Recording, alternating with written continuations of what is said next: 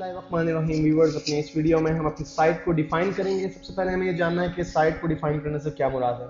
Viewers, अभी तक हमने ड्रीम व्यूवर के इंटरफेस का जायजा लिया है, अभी तक हमने ड्रीम व्यूवर के डिफरेंट टूल बार्स का जायजा लिया है, लेकिन अभी तक हमने ड्रीम व्यूवर को ये नहीं बताया कि हमें अपनी साइट कहाँ पर बनानी है। बेसिकली सबसे पहले व्यूअर्स, आपको एक फोल्डर बनाना है अपने हार्ड ड्राइव में, डी या ई में कहीं पर, और उस फोल्डर में आप सब फोल्डर्स बनाएंगे, वो तमाम फोल्डर्स जिनकी आपको जरूरत होगी अपनी वेबसाइट में। मिसाल के तौर पर अगर मुझे एक वेबसाइट बनानी है जिसमें मैं कुछ वीडियोस इंसर्ट करूंगा, कुछ मैं इमेजेस और कुछ केस्केडिंग स्टाइल शीट्स इंसर्ट करूंगा, तो व्यूअर्स मैं अपनी वेबसाइट के लिए जो फोल्डर बनाऊंगा उसमें मैं ये तीनों फोल्डर्स पहले से बना दूंगा। मिसाल के तौर पर आप डेस्कटॉप पे देख रहे हैं कि मैंने माई साइट के नाम से एक फोल्डर ऑलरेडी बनाया हुआ है और इसमें मैंने 3 सब फोल्डर्स CSS, इमेजेस और वीडियोस के बनाए हैं। व्यूअर्स, आप देख रहे हैं कि इनके नामों से पहले मैंने अंडरस्कोर का साइन यूज किया है। बेसिकली ये एक टेक्निक है जिसकी मदद से आप अपने इन फोल्डर्स को टॉप पर रखते हैं। बेसिकली जब आप अपनी वेबसाइट को डिफाइन करते हैं तो आपके तमाम फोल्डर्स और फाइल्स जो आपकी वेबसाइट के फोल्डर्स में मौजूद होंगे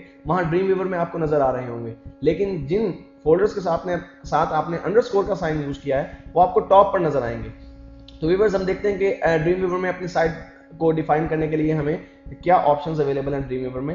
व्यूअर्स, ड्रीम व्यूवर में आप कई तरीकों से अपनी साइट को डिफाइन कर सकते हैं। मिसाल के तौर पर आपके पास एप्लीकेशन टूल बार में जो है वो साइट का मेन्यू मौजूद है, वहां से आप न्यू साइट के ऑप्शन को सिलेक्ट कर सकते हैं। आप अपना जो वेलकम विंडो है वहां से भी dream viewer site create new में से ड्रीम व्यूवर साइट को जो है वो सिलेक्ट कर सकते हैं। इसके अलावा व्यूअर्स, आप यहाँ देख रहे हैं कि आपके पास जो फाइल का पैनल है इसमें आप क्रिएट मैनेज साइट के ऑप्शन को क्लिक करके यहाँ से न्यू साइट के बटन को क्लिक करके आप अपनी साइट को क्रिएट कर सकते हैं या डिफाइन कर सकते हैं। आप इनमें से कोई भी ऑप्शन जो है वो यूज कर सकते हैं। व्यूअर्स, इस वक्त हमने कोई साइट डिफाइन नहीं की हुई, और हम ये कैसे जान सकते हैं कि हमने कोई साइट डिफाइन नहीं की हुई, क्योंकि आपको यहाँ फाइल्स पैनल में हमारे कंप्यूटर के तमाम जो फाइल्स नजर आ रही हैं। जब हम कोई साइट डिफाइन कर देते हैं उसके बाद ड्रीम व्यूवर ओपन होने पर वो फाइल्स और वो फोल्डर्स दिखाता है जो हमने अपने वेबसाइट के फोल्डर्स में इंसर्ट किए होते हैं। तो अब हम अपनी साइट को डिफाइन करते हैं। ये बहुत ही आसान प्रोसेस है व्यूअर्स। आप क्रिएट न्यू के ऑप्शन में से ड्रीम व्यूवर साइट को सिलेक्ट कर लीजिए। व्यूअर्स, यहाँ पर हमें 2 ऑप्शंस देने हैं। साइट नेम, सबसे पहले हम अपनी साइट का नाम डिसाइड करना है कि हमारी वेबसाइट का नाम क्या होगा। तो फॉर एग्जांपल मैं एक हेल्थ से रिलेटेड जो है वो साइट बना रहा हूँ, तो शेप योर बॉडी में जो है वो साइट का नाम रखता हूँ।